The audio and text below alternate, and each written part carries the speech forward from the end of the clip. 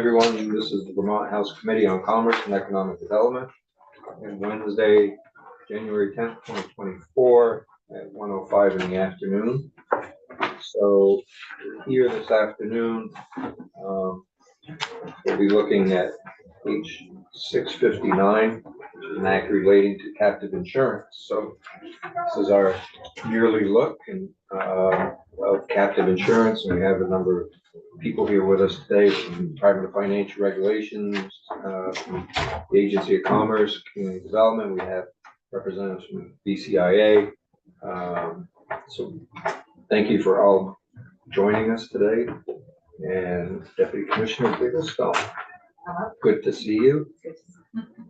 Join us. Take the hot seat. We also have Legislative Counsel. Maria Royal is on joining us virtually today. Maria, hi. We haven't seen you yet this year. No, unfortunately. For me. And for us as well. So Sandy, welcome. Thank you. It's good to have you back with us again. Anxious to hear how things are going, and of course, walk us through the bill, this year's bill. We're going to do our best today to time allows to try to pass this bill out and get it over to the Senate as quick as possible. So. Great. Yeah, things have been going great. We've been extremely busy. When the commercial insurance marketplace is a little chaotic, it makes captive insurance more attractive. So Vermont in particular is just at the top of our game, and it's just been tremendous. So thank you for your support.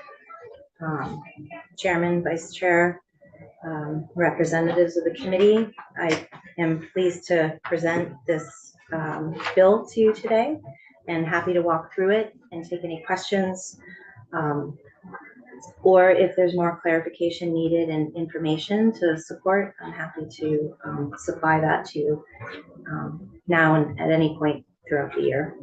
So this is H 659, and it's the 2024 captive bill. Okay, and just for the record, your name and title. Yes, thank you. For the record, name and title, Sandy Bigglestone. I'm the Deputy Commissioner of Captive Insurance Division for the Vermont Department of Financial Regulation. Thank you. So our bill this year, although very quite voluminous, maybe not as voluminous as some of the ones that you see, is this was a small one. It's only 23 pages. Yeah, only 23 pages. And you know, it represents mostly corrections and clarifications. When you have a piece of legislation that is 42 years old, there's always something to correct and fix. I do have to say that some of the ones that I will go through, and I'll point out that when we make changes to in prior years, and then as you're working with those changes and working with industry and fielding questions, you realize that you could have done a little bit better and putting in more clarifications. So some of these are corrections and clarifications, and having a piece of legislation that is clarified as best as it can be is really good for us as regulators, and it's good for Vermont. So I hope to be as clear as possible, but please stop me at any time. So I'll go through section by section, and I believe you have the bill in front of you, and Andrew has it called up on the screen. And section 1 pertains to a type of captive insurance company called sponsored captive insurance companies. And some of you may recall the analogy that I like to use is a building of units, say an apartment building is owned by a particular entity, and then they rent out units within that building. So they're like mini captives within, and they're called protected cells. And the sponsors are the ones that own the sponsored captive, and then they rent that out to organizations that don't want to own their own captive insurance company and hold the license and all of that, but for all intents and purposes, I hope that helps clarify. So the section 1, during the 22 legislative session, it was H515, we added a good amendment there to in 60327C. And what that did was it added language to say that subject to commissioner approval, participants in a protected cell can do business with other parties unaffiliated with the participant. And that was intended to follow the requirements of all other types of captives, particularly in our general provisions in section 6001, in how we define controlled unaffiliated business. And so it caused a little bit of confusion. And what we found when working with the change after it was implemented was that some stakeholders thought that it meant any unaffiliated business can be insured through a sponsored cell, and that's just not the case. In captive insurance, there always has to be an element of control or affiliation, and so otherwise it's considered to be commercial insurance. So we need to make some clarifications to bring in the original intent. And what we found when we were working with it is that there is later in a section, it's 6036, which talks about participants in a cell, and it defines who a participant is. In 6036, it defines controlled unaffiliated business. So we're just missing a little bit of additional clarification and a definition within 6032, which is within the sponsored captive subchapter, and it includes all the definitions. So what we are proposing is to amend 6032-7C to reference 6036D, and then add a definition of controlled unaffiliated entity that in a new section 8, and that will provide support and linkage to 6036D, and also consistent with our intent with other types of captives as defined in 6001. So I think what you'll see here, and Maria actually, right in the first part of the bill in section 1, it says 6032 definitions.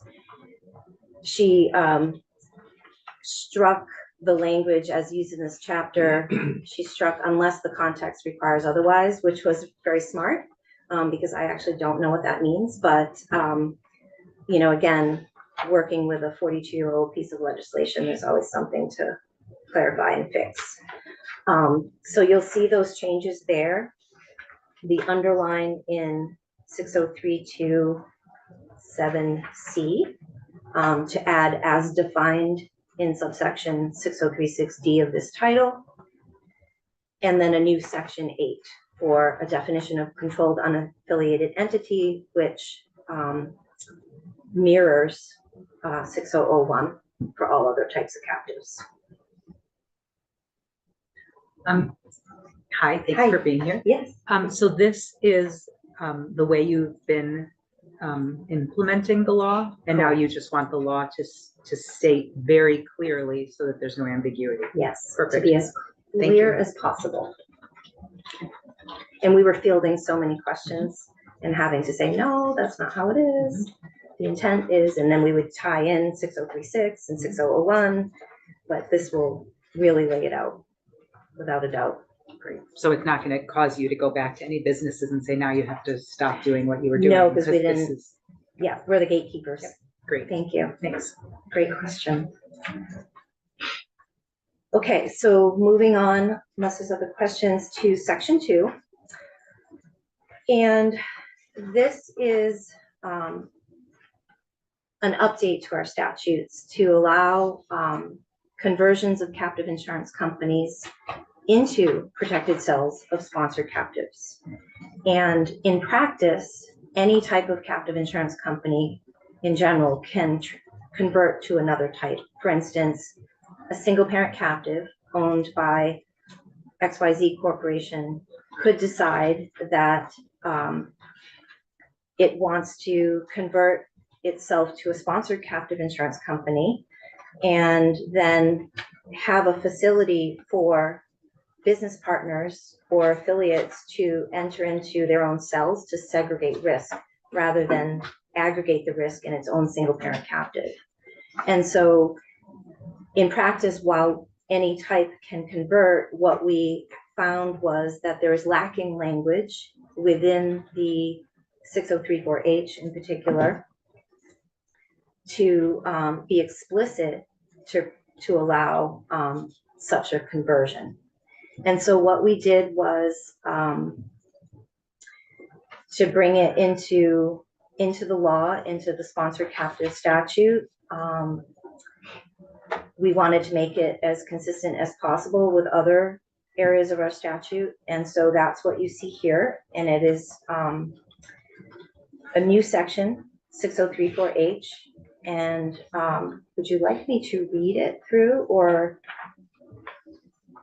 Yes. Okay, great. So 6034H in section 2 of the bill is titled Conversion into Protected. Oh, that should say protected cell, Yep. not gift. Although a captive, Maria Yep. has sent an email to that effect. Great. You saw that. so sometimes captives can be gifts in themselves, but not in this case. So 6034H A1 describes, subject to the prior written approval of the commissioner, a captive insurance company domiciled in this state and organized as an agency captive insurance company, association captive, industrial insured captive, pure captive, risk retention group, or special purpose financial insurance company may be converted into an unincorporated protected cell. Part 2, any such conversion shall be subject to subchapters 1 and 4 of this chapter as applicable, as well as to a plan or plans of operation approved by the commissioner without affecting the converted entity's assets, rights, benefits, obligations, or liabilities. That's important because you want to pick up the business of the insurance transactions and move them without disruption. B says any such conversion shall be deemed for all purposes to be a continuation of such converted entity's existence together with all of its assets, rights, benefits, obligations, and liabilities as a new protected cell. Any such conversion shall be deemed to occur without any transfer or assignment of any such assets, rights, benefits, obligations, or liabilities, and without the creation of any reversionary, oh boy, that's hard for me to say, interest in or impairment of any such assets, rights, benefits, obligations, and liabilities. C, any such conversion shall not be construed to limit any rights or protections applicable to any converted entity under this subchapter or under subchapters 1 or 4 of this chapter as applicable that existed immediately prior to the date of such conversion.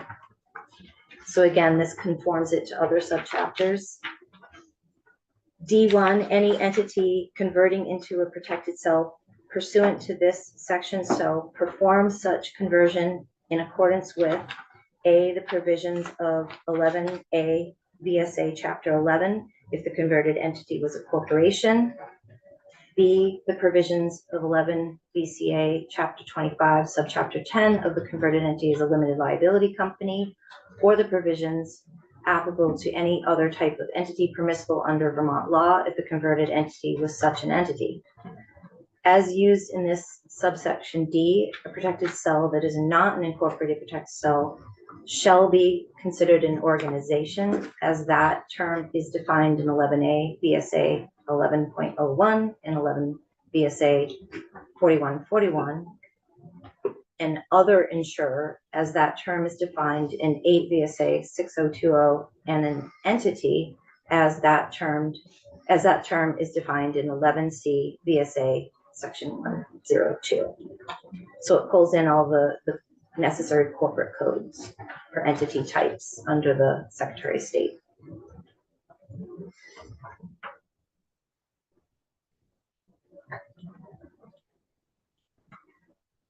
I will pause in case there's questions. Okay.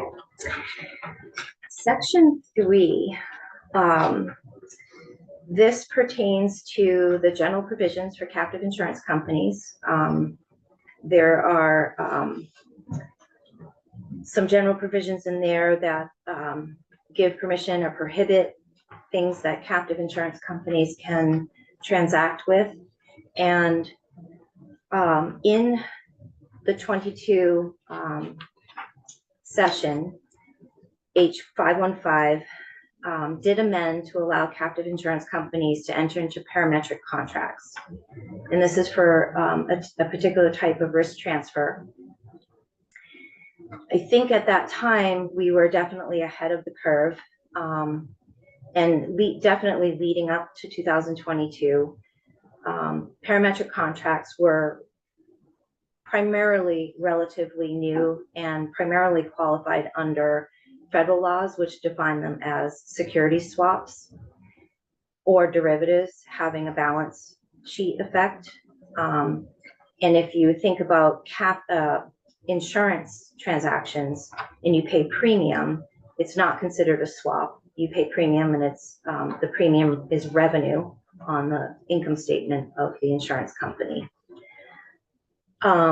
So I think that, you know, when we've had a couple years now to look through and look at parametric contracts that are not necessarily in the definition of the federal law, but meet the definition of an insurance contract. So proof of claim, premium payment. So it is very much an insurance contract. And the parametric piece of it is where the loss is identified, because it's based on parametric triggers of a weather event in a particular geographic area, for instance. And so since that time, we have seen examples on the insurance side, as well as the captive side with reinsurance, where there definitely can be insurance contracts, or they can be pure parametric contracts defined as under the federal law. So I think that, you know, based on our discussions over the past year, internally and externally, corrections are definitely advisable, so that this section of our law is not overly prohibitive. And in 2022, we went a little bit too far. So if you look at section 3 of the bill, 10 says any captive insurance company that transfers risk by means of a parametric contract shall comply with all applicable state and federal laws and regulations. As used in this subdivision, parametric contract means a contract to make a payment upon the occurrence of one or more specified triggering events without proof of loss or obligation to indemnify. A parametric contract is not an insurance contract. That's the piece that went too far, and that's the part that we're looking to strike. And as long as it meets all the federal laws and the state laws, we feel that we are in a position to be permissible. Questions? Does it change the risk? Does it? It doesn't change the risk. It's either accounted for on the balance sheet as a derivative or a swap, or on the as insurance, as what we typically see with insurance. And the contract will define that. So if we were faced with approving of a parametric contract in a captive insurance company, we would look at the contract itself to determine how it should be accounted for. Questions? Moving on to section 4. This section will amend 8 VSA section 6004, which pertains to minimum capital and surplus requirements of captive insurance companies, all our types of captives. Back in 2017, H85 was the initial passage of an agency type of captive, and it took us many, many years to get comfortable with that type of company. And so we put it in, and we put in a pretty, what we thought was a good minimum capital for solvency for these types of entities. Since then, we've had some experience with agency captives, and we are proposing here to lower the minimum capital that will compare and be a little more consistent with the current captive marketplace and other types of captives that don't present any greater risk or more or less risk, I should say, as these types of entities. And so the other point that I'd like to make here is that our laws allow and specifically say that the commissioner may prescribe additional capital and surplus depending on the type, the volume, the nature of the insurance business transacted. And that's very clear in our law. And that's generally how we operate. And so, currently, any of our agency captives that we have are well above the minimum and well above the current minimum.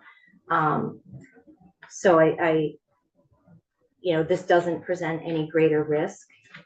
It just brings it more in line with other types of captives that are similar in nature, I'd say. So if you look at section 4 of the bill, it proposes to amend 6004A4, which says a minimum capital for an agency captive, and it strikes 500,000 and brings it down to 250,000, which is the current minimum capital for pure captives.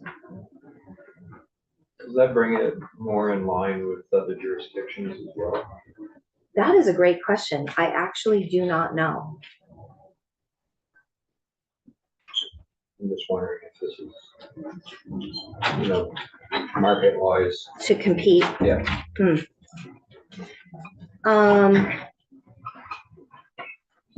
I don't know, but I'd be happy to find out for you.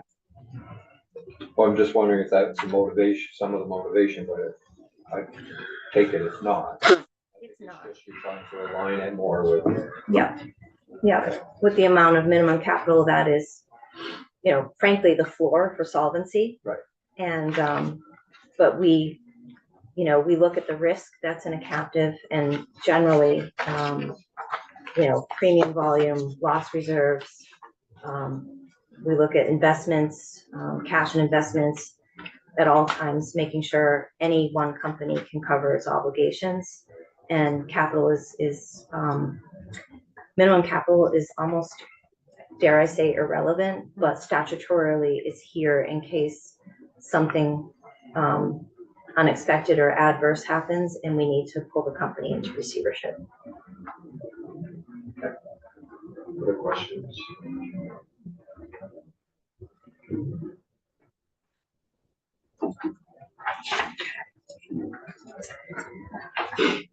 Section 5 then? Section 5, this is a correction. And I guess when I first started out, I should have, when I was talking about clarifications and corrections, as long as I'm at the helm, I vow to make sure that when we make a change that we're making sure it doesn't affect any other sections, or we catch where, we might need to refer to it in other sections. So this is one of those instances.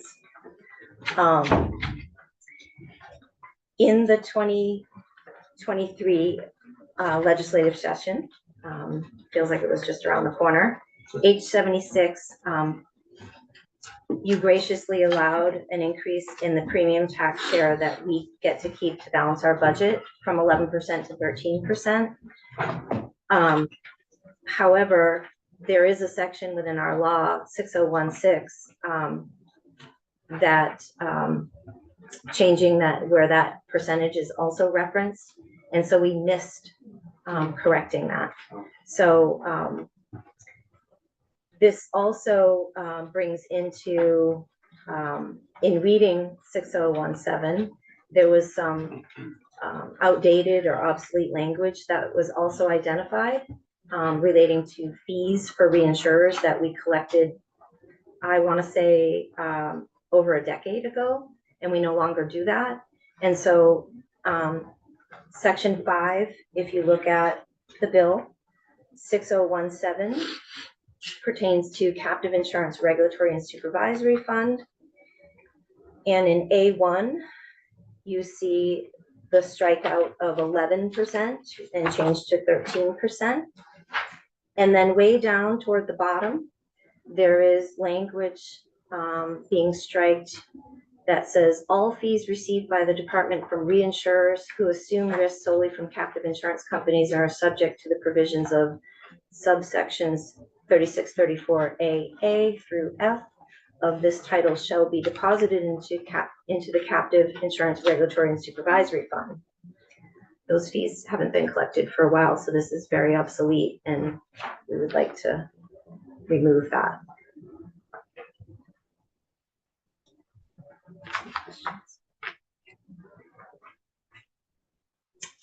Section 6, this pertains to general provisions of reinsurance. So a captive insurance company can reinsure its risks, so it's insurance for insurance companies, and that's what reinsurance is. And I think that, you know, it was decades ago when this section of the statute was first implemented, and looking at the language that we want to strike at the very end of 6001B, which says, except for business written by an alien captive insurance company outside the United States. I believe that that was intended to allow reinsurance to non-US owned captive insurance companies affiliated with the ownership of the Vermont captive insurance companies without the prior commissioner, without the prior approval of the commissioner. Since then, we've implemented reinsurance guidelines for risk retention groups in our regulation 81-2. Those are extremely transparent and have been effective for a very long time in which we regulate reinsurance transactions. So I think that proposing to strike this language really just aligns more fully with our statute and our regulatory practices. Again, just some outdated language that was caught by one of our amazing analysts when looking at reinsurance transactions. Questions on that? Okay. Section 7. A third of the way there. Okay. So my vow that I just made to make sure that we follow through looking at the entire statute when a change is made to make sure we're catching things. So the next area, the next several sections of the bill pertain to streamlining captive confidentiality provisions.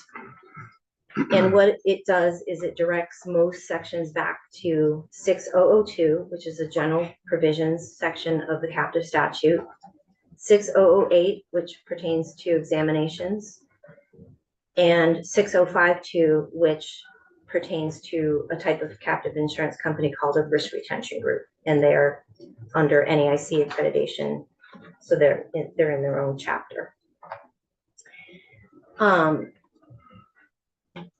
There was lots of conversations over the past year with DFR Legal, and they were tremendous assistance to me in looking at the captive confidentiality provisions. The changes to not only the risk retention group statutes, but looking at other areas of our statute to make some conforming and necessary changes, not only to align it more with the insurance code and the Public Information Act, but really kind of just makes it more streamlined and consistent from section to section within the captive statute. There was a little bit of clunkiness, for lack of a better word, with our confidentiality, and you were constantly having to go from one section to another to kind of make sure that, depending on the type of captive that you were dealing with and a request for confidential information, you had to kind of tie it all together. So I think that having some language to direct it back to a major piece of our statute, and also section 22 of Title 8 really does reduce the redundancy of the confidentiality language. And also, I think if this were to pass, my hope is that we likely will never have to touch it again, or at least for a very long time, because it achieves not only streamlining and having referencing back to major sections, but it's very much appropriate and in alignment with the Public Information Act. So that said, that little introduction, section 7, which is not in chapter 141 or 142, the captive statutes, is in 8 VSA section 22. And what that had existing language in there that pointed to like a provided however, and to the extent of, and what that did at the time was said, if you want to know what the captive statute allows for confidentiality, you have to go to it. And that's still the case, but there's language in there that we adjusted, and you'll see later on in the other sections of the bill that we actually can now refer back to section 22 of Title 8 in general. So hopefully that made some sense. So section 7 of the bill in VSA 22, confidentiality and information sharing agreements, part F, we're proposing to strike some language, and I'll just read that section. The provisions of this section shall apply to information relating to persons that engage in activities that are financial in nature or incidental or complementary to such financial activity within the meaning of 12 USC section 1843K into credit unions, and we're striking provided however this and changing it to this section shall also apply to captives formed or licensed under the provisions of chapter 141 or 142 of this title, and then striking only to the extent contemplated by 15 USC 6716. So that hopefully we can align all of DFR's confidentiality information provisions with what we're proposing in the statute, and we're able to now reference back to section 22.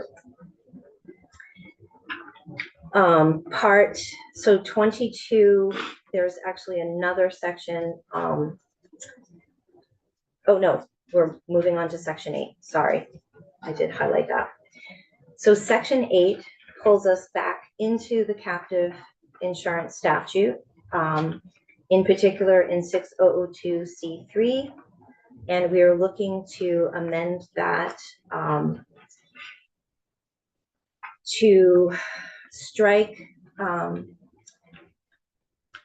3A, which says such information may be discoverable by a party in a civil action or contested case to which the captive insurance company that submitted such information as a party, upon showing by the party seeking to discover such information that the information sought is relevant to and necessary for the furtherance of such action or case. II, the information sought is unavailable from other non-confidential sources. And III, a subpoena issued by a judicial or administrative officer of the competent jurisdiction has been submitted to the commissioner, provided, however, that the provisions of this subchapter 3 shall not apply to any risk retention group. And then we're replacing that language with The commissioner may, in the commissioner's discretion, disclose or publish or authorize the disclosure or publication of any such record or report or any part thereof in the furtherance of legal or regulatory proceedings brought as part of the commissioner's official duties. The commissioner may, in the commissioner's discretion, disclose or publish or authorize the disclosure or publication of any such record or report or any part thereof to criminal law enforcement authorities for use in the exercise of such authorities' duties in such manner as the commissioner may deem proper. I'll just pause there to explain that the stricken language in the replacement aligns with our insurance and how we handle confidentiality for all of DFR's regulated entities. So this is a welcome change. Any questions? Yes. So in situations where somebody does have a subpoena and the commissioner says, no, I don't want to release that information, what happens? Mhm. So depending on, so a subpoena could be used, say in a plaintiff's, a subpoena for records. It would put the DFR in a position where we may inadvertently or unnecessarily release confidential information that then would be used in, say, a public case or a public court of law hearing. That could harm the company. But in the language that we're striking, the way I understand it is a subpoena could come in for all of the records. The subpoenaing party, and I'll just disclaim that I'm not an attorney, so, but the subpoenaing party, sometimes subpoenas are issued as like a end run to just gather any information that they could possibly get, whether it's relevant to the case or not.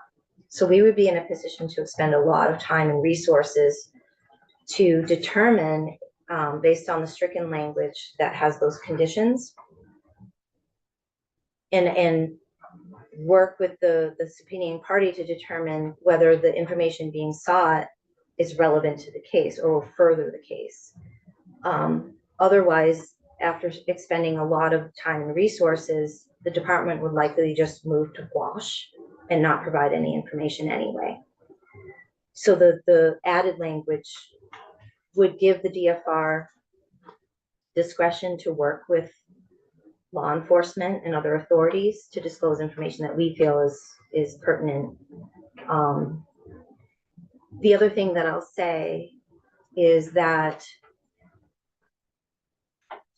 with regard to a subpoena, what we find most of the time, so not necessarily a subpoena, so it could be that case, but with a public information request where our law says we have to keep it confidential and the party that we're giving to can't confirm that they can keep it confidential, those parties are much better off going to the source of the company directly to obtain the information. What we have, the company also has. However, you know, the subpoena and the end run that I described, there could be a situation where the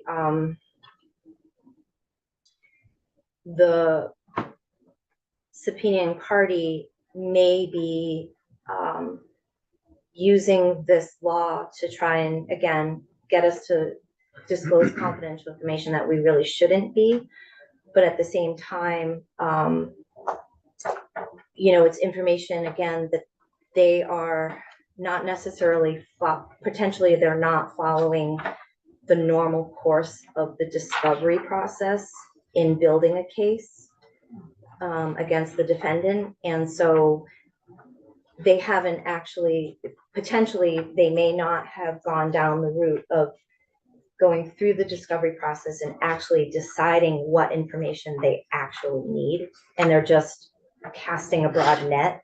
I'm not saying that would be the case, but that's why this language would the language we're striking, which is very outdated, could cause DFR to spend an exorbitant amount of time and resources just to say no. So DFR could say no either way, whether in the old language or in the new language. Mhm. This just streamlines that process. And mind you, the subpoena language doesn't exist in the insurance code or any other part of Title 8 that we could find. So I was grateful for DFR attorney's assistance in going through all of this to really make it as relevant as possible. Thank you. Mhm. Questions? I wish I was an attorney. Okay, and so then we again pulling in some necessary updates. So if you go to B, this is on line 16. I'm sorry, I should have been referring to lines. Line 16.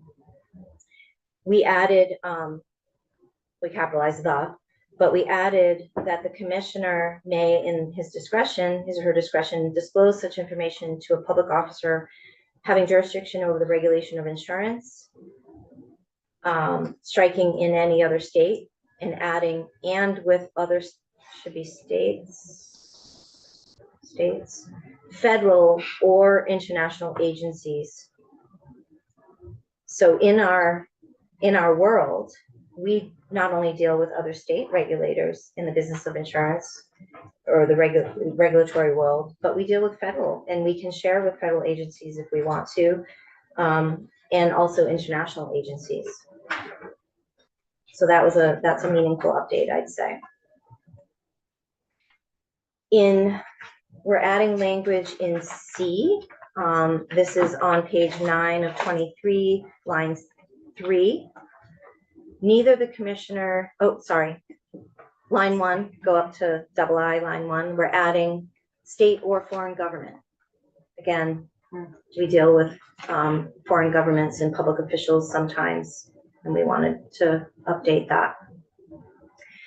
And then down on line 3 in C, we're adding language here. Neither the commissioner nor any person who received documents pursuant to the subsection material or information while acting under the authority of the commissioner shall be permitted or required to testify in any private civil action concerning any confidential documents, material, or information. This language was borrowed from the insurance code. We thought that was a meaningful update to bring into the captive statute. Then on line 8 in D, nothing in this subsection C shall excuse the applicant from making any required disclosure under this chapter. That was lawyer language. Okay, moving on to section 9 of the bill, starting on line 10, we are proposing to update the section of the captive statute 6008C, and this pertains to examination reports, working papers, results, any documents or copies thereof. And what we're doing is referring back to subsection 602C3 and the lovely updated language that we just went over, and saying it will apply to all examination reports, and then striking language starting on the second half of line 15 to then talk about the confidentiality. We're striking are confidential and are not subject to subpoena and may not be made public by the commissioner, any so on and so forth. What striking that language all the way down to line 5 on page 10 of 23 does is, rather than, again, we're reducing the redundancy in this section of our statute and just referring it back to all the necessary updates we made in 6002C3.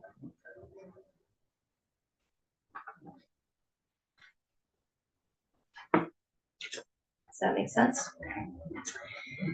Okay, section 10, which starts on page line 6 of page 10, 23. This is section 60480. Section 60480 pertains to special purpose financial insurance companies.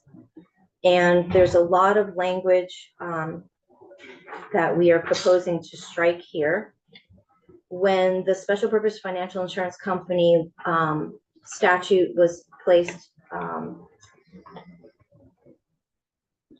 we pulled in all of the necessary components of the insurance code and put that in for special purpose insurance companies. And again, what we're doing is looking to streamline by striking all the necessary language that you see on the next few pages, and then just simply referencing back to 6002C3 and section 22 of Title 8. So we're reducing unnecessary redundancy. So on line 8A, subsection 602C3 and subsection 608, so general provisions, examination documents of this title shall apply to, and then down in, and then we're striking unnecessary language related to the subpoenas, because that was all updated in 602. On line 19, in furtherance of the commissioner's regulatory duties, the commissioner may share and receive documents, materials, or other information pursuant to section 22 of this title. That's back on Title 8, section 22. That is DFR's information sharing and confidentiality. And then the rest on page 11 and 12 is no longer necessary. And if it stayed there, it would be extremely redundant.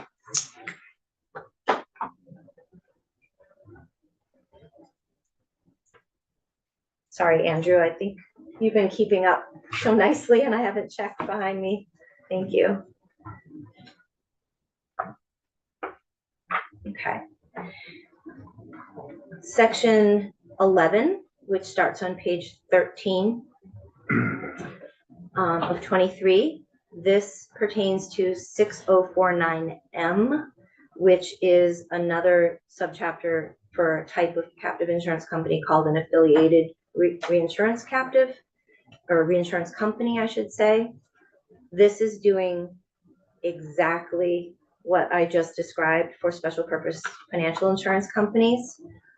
On line 3 in A, it's referring right back to 602 and 608 for general provisions and confidentiality, and then examination reports. And then down on line 14 on page 13, it refers to section 22 for information sharing, and then strikes. We actually copied for SPFIs into this subchapter when we added affiliated reinsurance companies. So it's exactly the same. And so if you follow along down on page 14, all the way to page 15, it strikes all of that unnecessary and redundant language and points elsewhere where it needs to.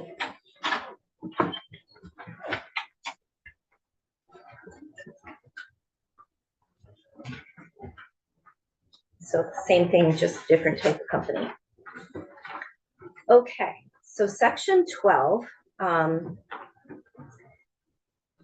this pertains to back to our sponsored captive insurance company types. Again, this relates to confidentiality. When we started going down the route of looking at section 6002 and section 22 of Title 8, I said, let's not stop there. Let's go through all of the captive statute and make sure we have all the language that we need to, or the references. So in 6033, which relates to supplemental application materials for sponsored captive insurance companies, we added a reference starting on line 18 of page 15 and subject to the confidentiality provisions of subdivision 602C3 of this title. So simply referencing those necessary confidentiality provisions.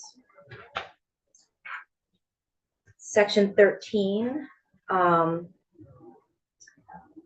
what we found when we were doing a review is that, there was an inconsistency discovered. The examination documents for a sponsored captive insurance company, we were missing confidentiality language. Again, that's the danger of kind of copying from one section to another rather than referencing back to one main section.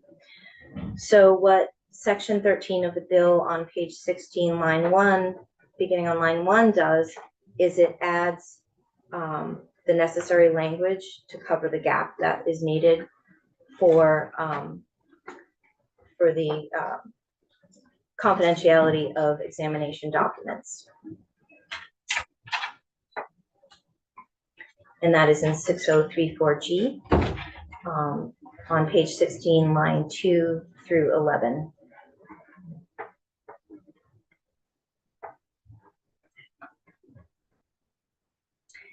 Then in section 14 of the bill, this pertains to branch captives. Section 60. Can you do a quick 4-1. review of a branch captive? Yes. Oh, absolutely. So branch captives are can operate like a branch operation of a corporation. A branch captive can be permitted to operate as a. They're primarily for if there's a captive insurance company in another jurisdiction. They can operate a branch in Vermont, and the branch part of our statute allows that. So it's typically for a single purpose or a line of business.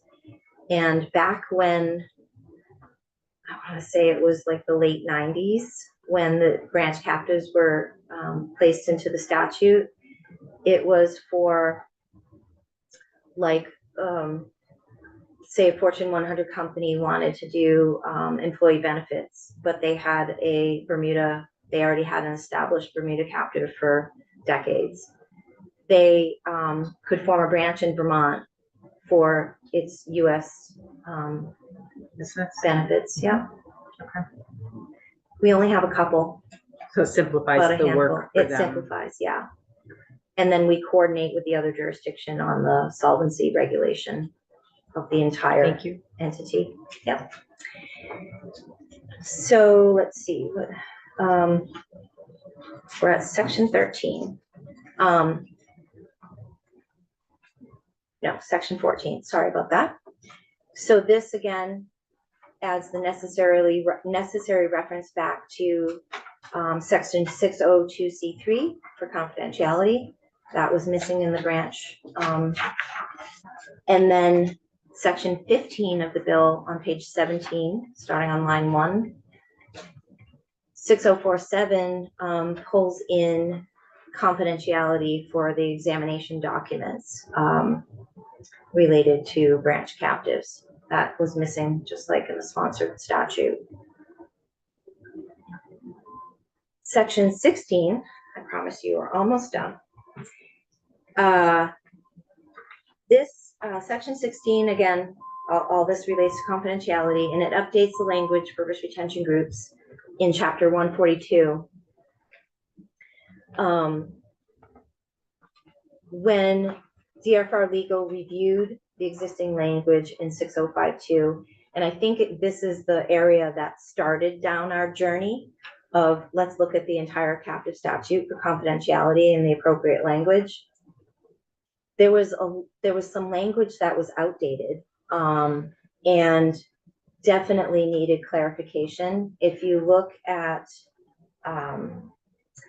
so this begins on page 17 of the bill down on line 19. We're striking language in 6052 C2. It was just one entire paragraph of mixed information about how confidentiality is handled. And what made sense is to kind of look at it and, again, compare it to the insurance code, the Public Information Act, and how risk retention groups operate. We share information with the National Association of Insurance Commissioners. And so what you'll see here is language that kind of clarifies that and pulls in the necessary language to align more with our confidentiality provisions in 602, Public Information Act, and then our information sharing authority that the commissioner has in section 22 and 23 of Title 8. So so you see the stricken language, and we just decided that it would be better to just replace.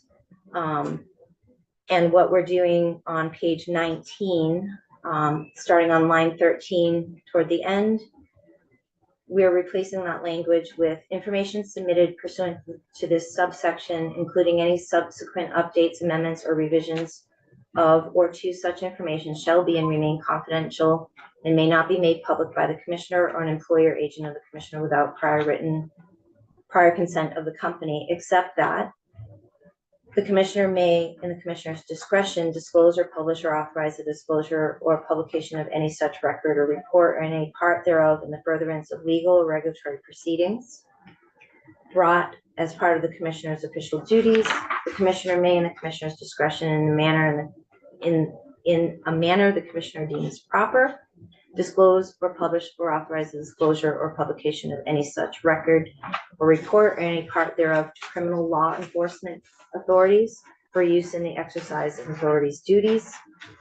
B, the commissioner may, in the commissioner's discretion, disclose such information to a public officer having jurisdiction over the regulation of insurance and with other states, federal, or international agencies, provided that such public officials shall agree in writing to maintain the confidentiality of such information and the laws of the state or foreign government in which such public official serves require such information to be and remain confidential. These are things that we do in practice each and every time. The commissioner may provide access to confidential application information with respect to risk retention groups, to representatives of the National Association of Insurance Commissioners to inspect but not copy such information in connection with accreditation examinations, provided the National Association of Insurance Commissioners agrees in writing to maintain the confidentiality of such information. And we do have an information sharing and confidentiality agreement with the NAIC and the member states. So this is conforming language to all of that. D, neither the commissioner nor any person who received documents pursuant to this subsection material information while acting under the authority of the commissioner shall be permitted or required to testify in any private civil action concerning any confidential documents, material, information. This is consistent with the language in the insurance code and in 602 as well. E, nothing in this section C shall excuse an applicant from making any required disclosure under the Federal Liability Risk Retention Act of 1986, this chapter or chapter 141 of this title. Risk retention groups are different because they're authorized under a federal act, but then regulated under provisions of state statutes. So that's why this confidentiality was slightly different from before, but combines a good part of it. Questions about this section or risk retention groups in general?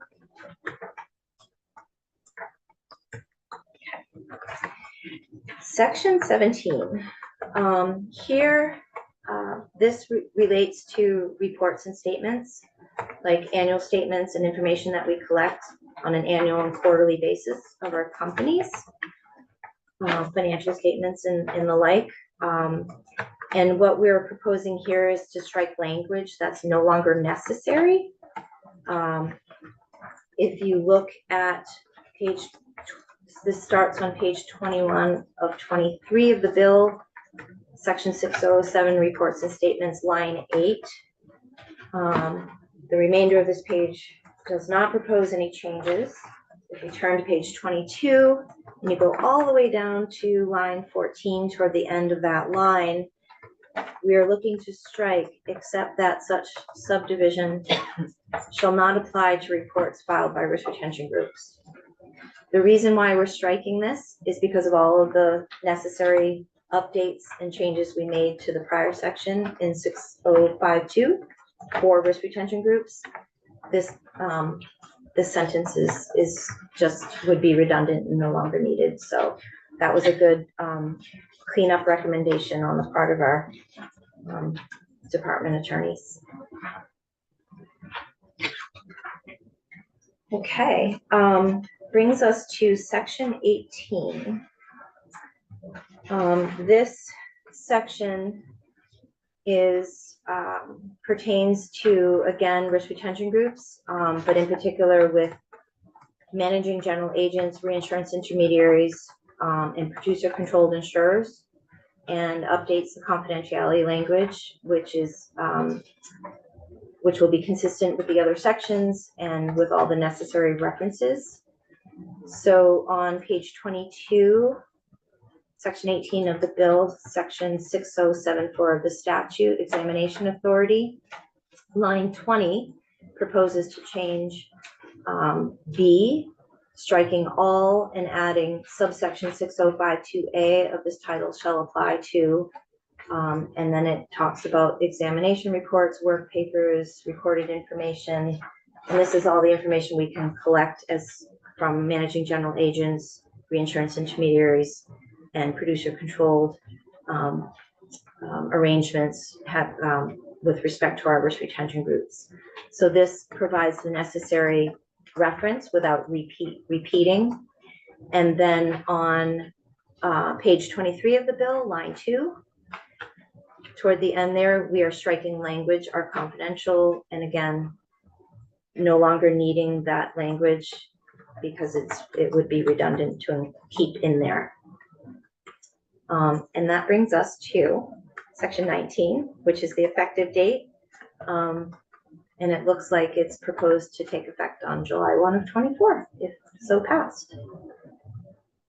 Could it be helpful if it was on passage? I had originally thought that, and so I'm trying to think what in here would be relevant to July 1.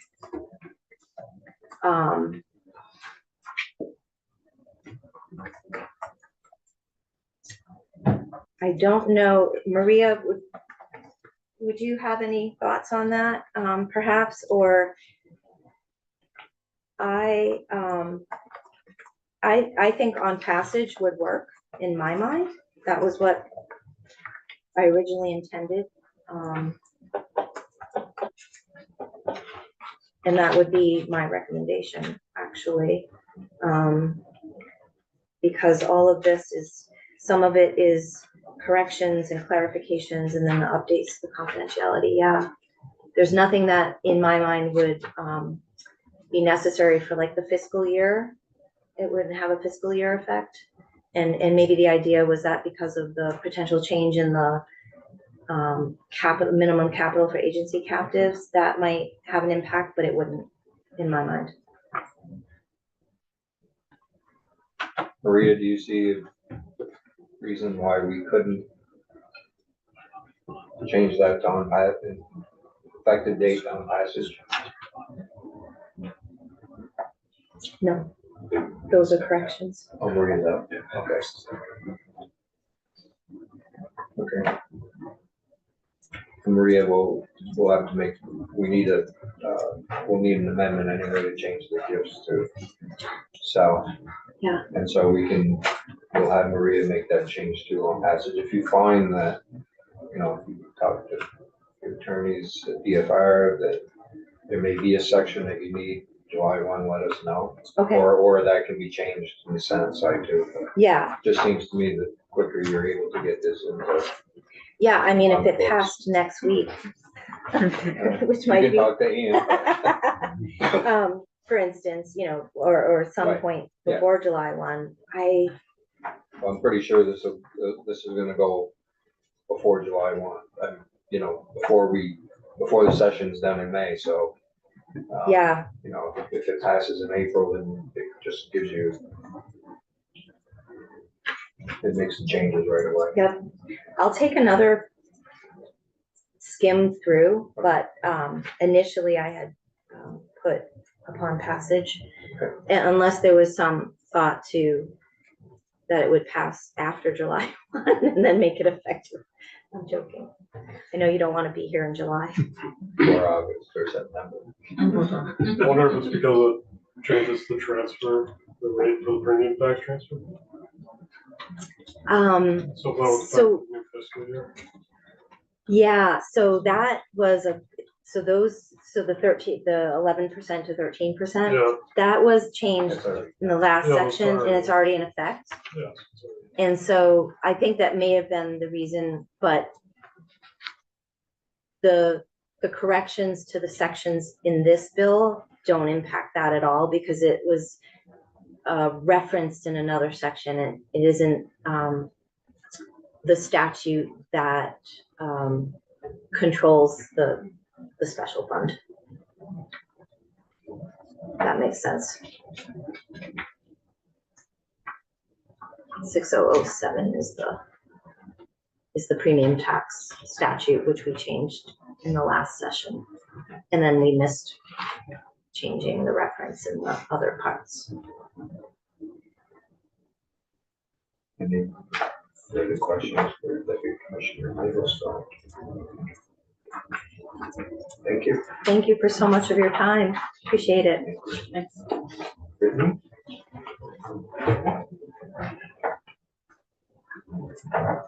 You said my name, right? I heard it think. Hi, everyone. I'm Brittany Nevins. I'm the Captive Insurance Economic Development Director with the Department of Economic Development and the Agency of Commerce and Community Development. And I don't normally actually speak at this part of the process, but we thought it might be nice to just add a little context for you all about the importance of passing these bills from a marketing perspective and an economic development perspective.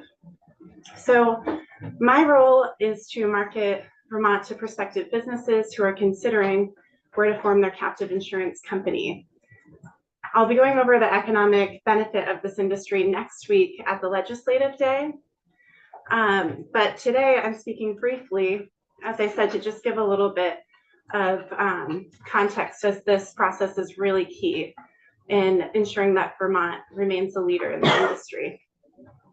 There are about 40 states now that are captive insurance domiciles. So as you can tell, I think there were maybe like 2 or 3. It's like every year there's a handful that come on.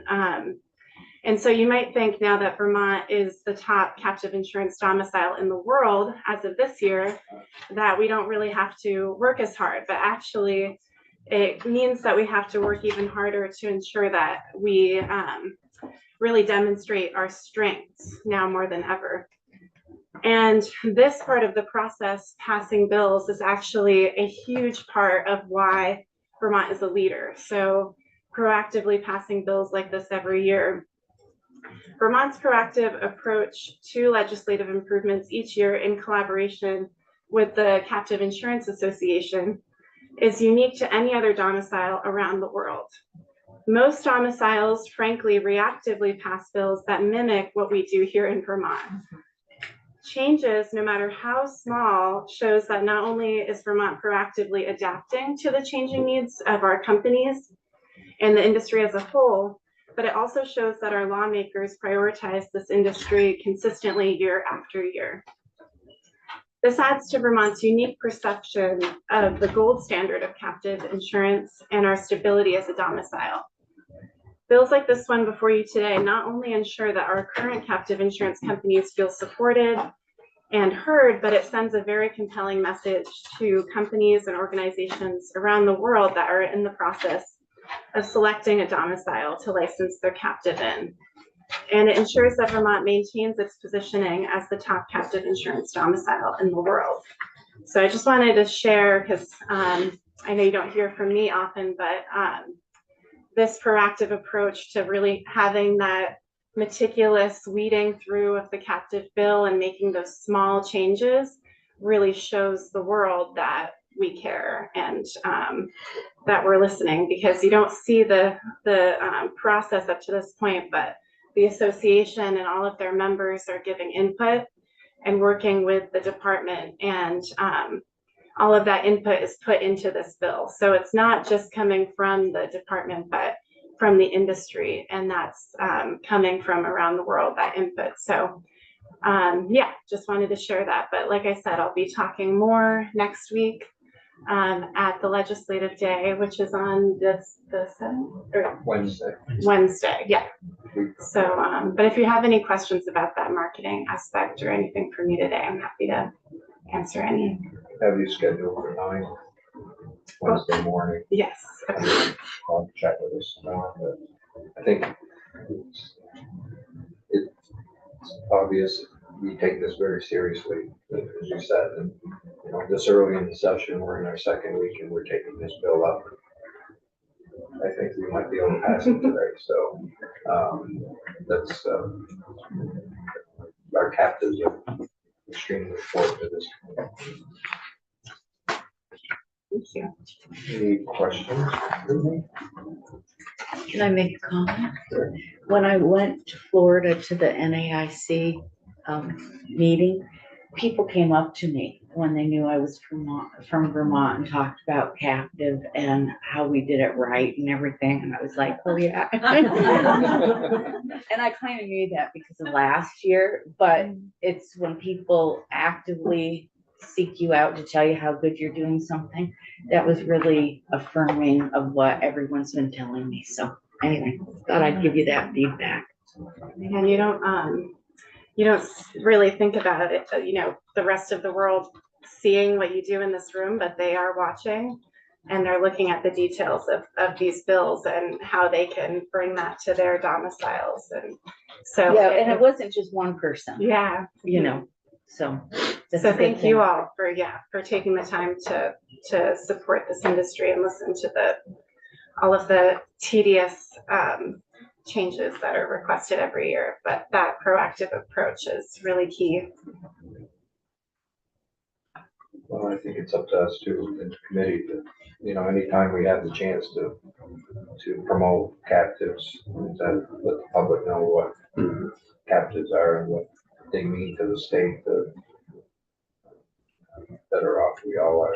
I had last weekend a reporter from the Chronicle called me, you know, what are you doing in your committee? The first thing I talked about was captives.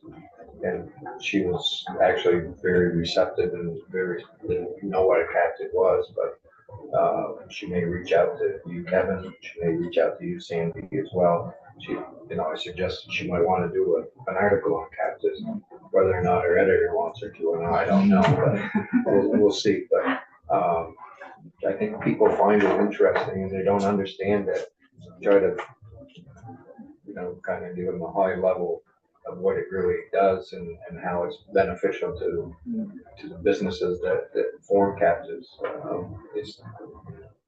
They become interested. So, and you know what it does, you know, the amount of money it brings into the state, the amount of workforce that it provides for the state, is you can't beat it. I didn't realize we were number one, but I said we were number two, so I got to remember that now. Next time it's we're number one. Yeah, I realize that maybe some people don't know that, but this past year, we were recognized as number one. You're right. It takes, by multiple you know, publications. you can't rest on your laurels, and you got to work even harder to maintain that number one. Yeah, and I'll go into more detail next week about the workforce aspect of the marketing initiatives that we're working on. Great. Yeah. Thank you. Thank you. Jamie, did you want to ask Kevin? Kevin, Mr. Chairman. Kevin?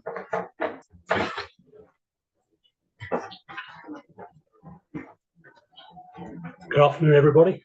Kevin Mead of Newport, the they're about to change my title. I'm going from being president to being executive director and CEO of the Vermont Captive Insurance Association.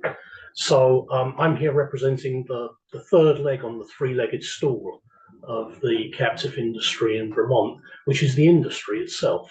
And the VCIA, for background, we're now in our 39th year. We've got 6 staff here in Vermont. We've gone virtual, so we've actually got staff in 4 counties across the state.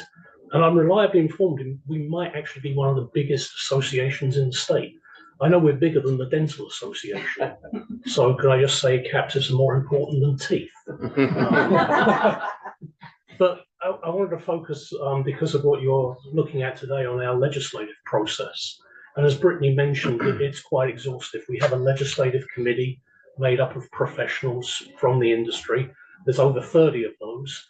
They meet every month with a remit to keep an eye on what's going on at a federal regulatory level, also with the National Association of Insurance Commissioners within COIL, the Insurance Legislators Group, and obviously with the state of Vermont and the legislation that enables captives here in Vermont. Those folks on that committee are then going out across their own work practices. They're going out to other jurisdictions and are seeing what's happening there. They're coming to our events and talking to captive owners, and they're keeping apprised of what is current practice within the industry as they try and work out how they will determine what they think legislative committee input should be into consideration for a captive bill every year in front of this committee and your counterparts in the Senate and then in front of the full legislature. And to that end, we're meeting on a monthly basis. And particularly for this bill, we wanted to focus on 3 things.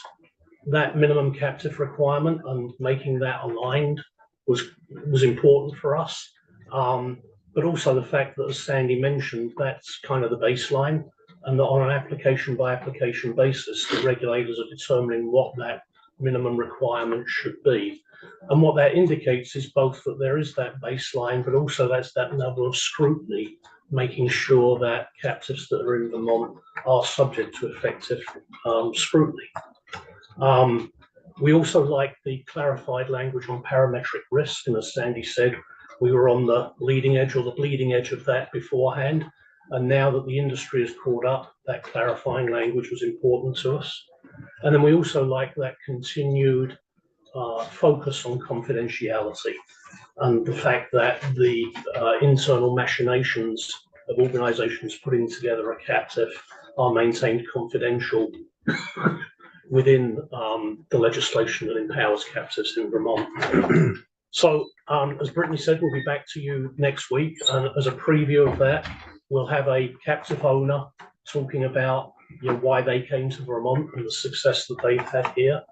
And we'll also be talking about the current successes of the industry. As you heard from Brittany, we are now globally #1. And we've got some great figures to back that up as to why we ended up at #1. And I've also, in parting, got an interesting story to tell you, which is, as I mentioned, we now don't have an office. We are all working from home spread across the state. So we go on a gypsy tour and we borrow office space from practitioners in the state. And yesterday, we were in the office of one of those practitioners in South Burlington. And my standard question to everybody, how's business? And he said, we are doing 2025 stuff now. We're still working on 24 stuff. We support 13 jurisdictions, so not only Vermont, but 12 others out of that office, because clients always have the ability to say, no, we don't want Vermont, we want to be elsewhere. But they're supporting 13 jurisdictions and they're already working on 25. They're flat out. The industry is in great shape. And Brittany and I will provide background for that when we're back in front of you on Wednesday. Great. Any background information within a day or 2 would be helpful. I think it would be good to put that out on members' desks so they understand, what kind of workforce that the captain brings to the state of Vermont, the kind of dollars that flow into the state because of that, us being a #1 domicile, that type of thing, so that we can so that members can see how important this is. You said that you have several places now that in the state of Vermont where you conduct business. Yeah, we move around. Yeah. But are you, for lack of a better phrase, domiciled in a particular place?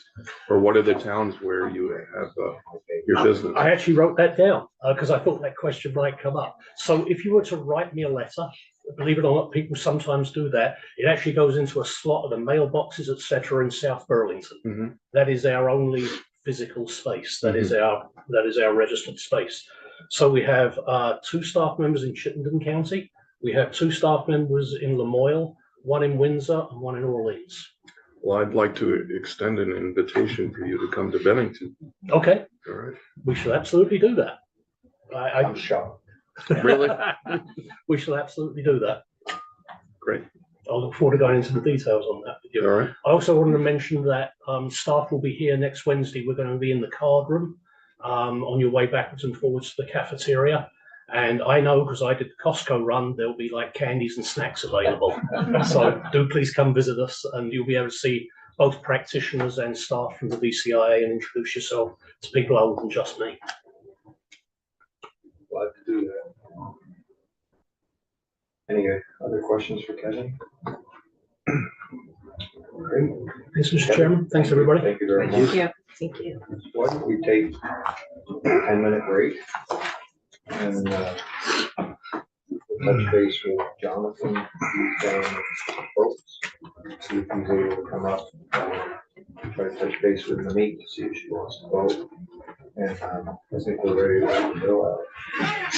Unless someone feels that they need more information. Okay. So we need a clean copy for the changes. No, we're good. We're actually going to be an amendment. Oh, all right. So we'll have, yeah, let Maria know.